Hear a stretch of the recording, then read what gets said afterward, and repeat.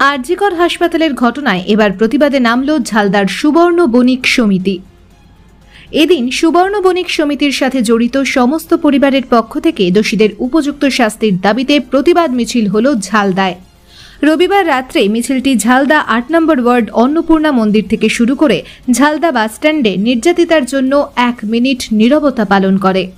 ঝালদা শহর পরিক্রমা করে অন্নপূর্ণা মন্দিরে মায়ের কাছে সুবিচারের প্রার্থনা করে কর্মসূচি সমাপ্ত হয়।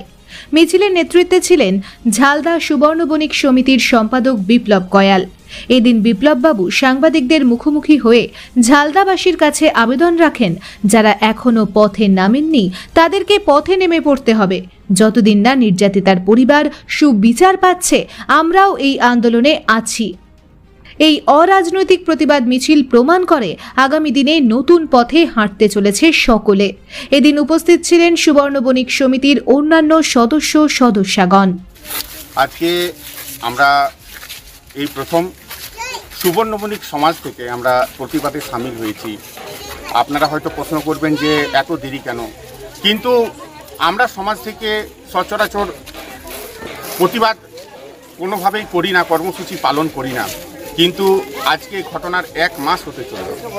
এখনও পর্যন্ত বহু দোষী ব্যক্তি যারা মুখোশের আড়ালে আছে, তারা আমরা চাই সঠিক তদন্ত হয়ে, নিরপেক্ষ তদন্ত হয়ে তারা মুখোশের আড়াল থেকে বাইরে আসুক। এবং আমরা এই জন্য সোচ্চার হয়েছি যে নারকীয় পাশবিক হত্যাকাণ্ড এবং ঘটনা এই আরজিকর মেডিকেল কলেজে হয়েছে, তা যাতে আর আমাদের এই সমাজকে দ্বিতীয়বার দেখতে না হয়, তার জন্য আমরা সকলে সমবেত হয়ে এই সমাজের পক্ষ থেকে আমরা পায়ে পা মিলিয়েছি, হাতে হাত মিলিয়েছি, সুর মিলিয়েছি, যেন এই পাশবিক নারকীয় হত্যাকাণ্ড দ্বিতীয়বার পশ্চিমবঙ্গের বুকে না হয় এবং ভারতবর্ষের মুখে না হয়। আজকে সারা ভারতবর্ষ জুড়ে, পশ্চিমবঙ্গ জুড়ে আজকে উত্তাল, বিদেশেও উত্তাল হয়ে উঠেছে এই নারকীয় হত্যাকাণ্ডের জন্য, নারকীয় ঘটনার জন্য।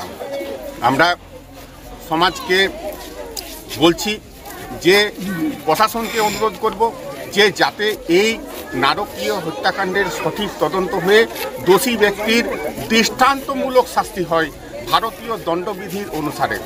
এবং আমরা আজকের কর্মসূচি এইখানেই সমাপ্ত ঘোষণা করলাম।